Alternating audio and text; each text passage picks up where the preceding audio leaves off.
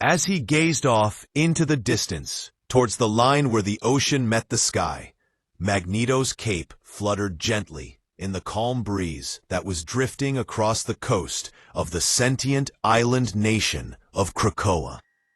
His was a life far longer than most people ever had the chance to live, and this was one of the few moments of true peace that he could recall. But he knew from experience it would not last for long. It never did. "Something on your mind, old man?" a familiar voice asked from above, breaking the silence. As Magneto glanced up, there, hovering on the wind like a majestic goddess, was Aurora Monroe, the mutant weather manipulator known as Storm. "Funny, isn't it," mused Magneto, "that we fought all those years for a better future for mutant kind, and now we have finally found it, further in the future than any of us ever imagined." Not so long ago, the sovereign nation of Krakoa had been swept up in a chronal storm, a time-twisting anomaly that would have ripped the island to bits if not for Aurora's deft manipulation of its tumultuous currents. Instead of becoming lost in the time stream forever, Krakoa arrived safely on the other side of the Tempest in the year 2099. The future that mutant kind had always dreamed of was finally theirs to claim, and Magneto was never one to let such an auspicious opportunity pass him by. "It matters not what century we are in," Storm said. "What matters is that our people have a home here on Krakoa, thanks to you, Eric." Magneto cringed as his old friend called him by his human name. True, he had gone by many of them over the decades: Max Eisenhart, Eric Lensher, Magnus.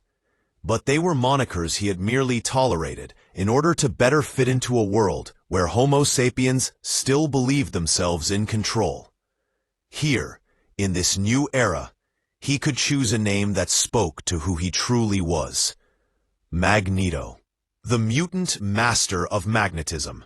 "I may be leading the cause to find our fellow mutants and bring them to this safe harbor, my dear," said Magneto. "But the success of this crusade cannot be attributed to one mutant alone."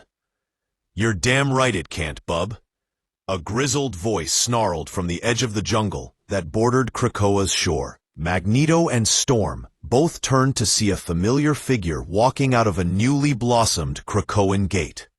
The short, hairy figure looked as though he had just been to hell and back, and knowing Wolverine, that could very literally be the case. Alongside Wolverine stood a young mutant, just old enough for her powers to begin manifesting. "Found the kid who got sucked through that dimensional rift," Wolverine continued. "She's lucky I went in there after her. Limbo is no place for a new mutant." "I couldn't disagree more," another voice said, this one with a hint of a Russian accent. "This new mutant has managed just fine there." "Illyana, can it truly be?" Storm rushed over to the young woman, who had just stepped through the gateway, instantly wrapping her in an embrace. For years, Illyana Rasputin, the mutant teleporter known as Magic, had been like a daughter to Storm. Before she was claimed by the darkness of Limbo.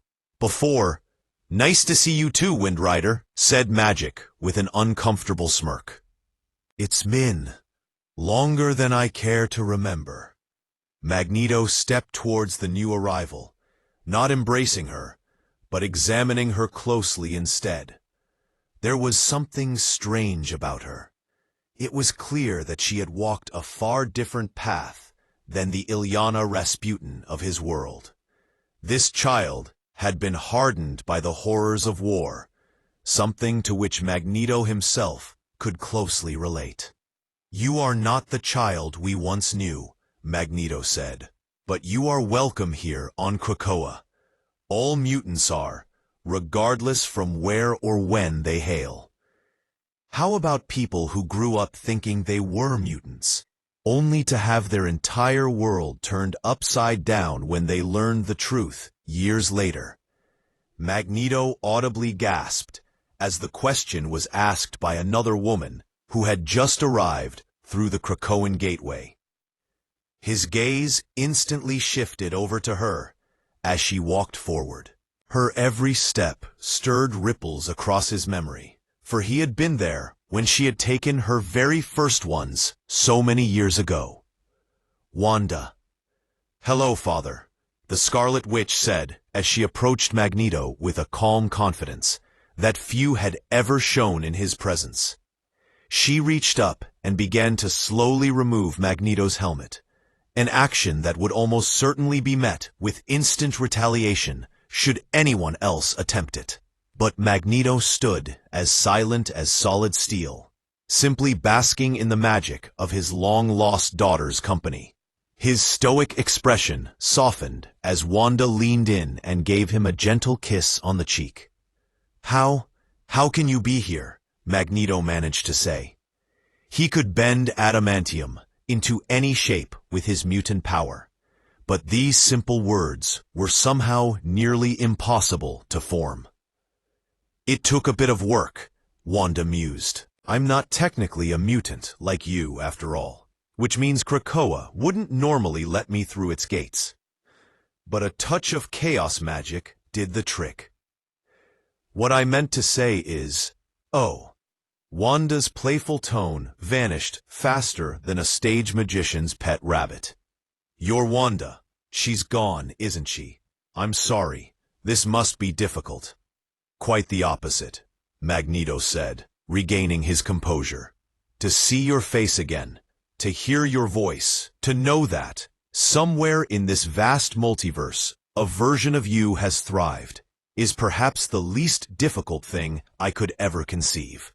It is all that any father ever wants." "I wouldn't say I've been thriving, exactly," Wanda admitted. "I've been holding my own universe together by its threads for far too long. I truly believed that I was its only hope to survive." "Like father, like daughter," chuckled Wolverine. "But I've started to see the bigger picture," Wanda continued. "We're all fighting our own wars. The only chance we have of winning them and keeping all of our universes intact is if we start fighting together. Speaking of fighting, I'm late for a date with Natasha," Wolverine said. "We've got ourselves a tin-plated dictator that needs overthrowing."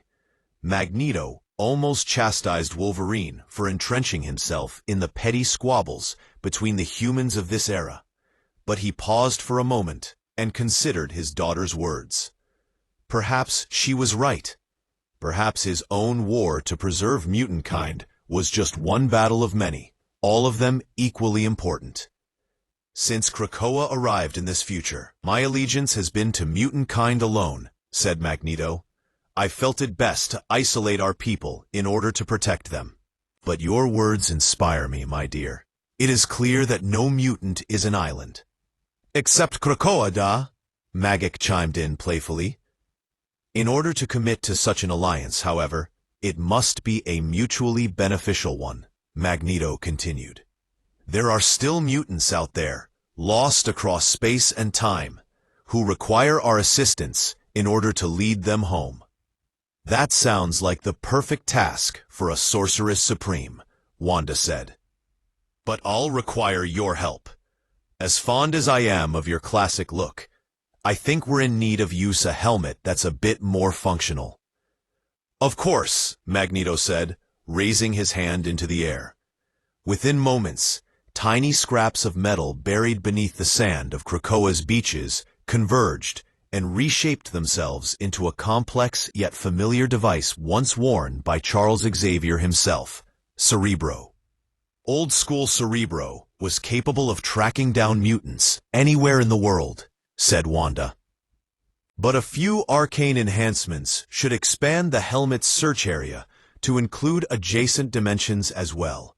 Like you said, all mutants are welcome here, regardless from where or when they hail. "Well," said Magik, her eyes burning with anticipation, "try it on already, old man." The moment Magneto put on the helmet, he saw flashes of powerful mutants scattered across the multiverse, a telepathic ninja trapped in a strange world of unholy amusements. a king of the seas preparing to strike at the unsuspecting surface world. A powerful cosmic presence determined to burn the darkness out of the night sky.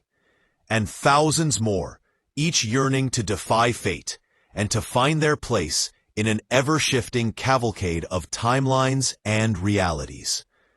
"There is much work to be done," Magneto said. "Far more than I expected. When do we begin?" "No time better than the present," said Magic. "Or the future, I guess. Wherever we are."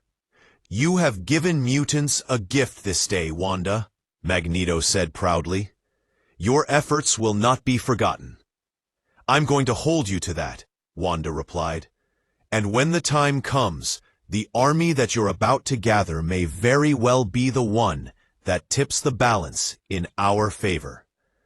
Then let this be a call to all mutants across time and space," Magneto continued.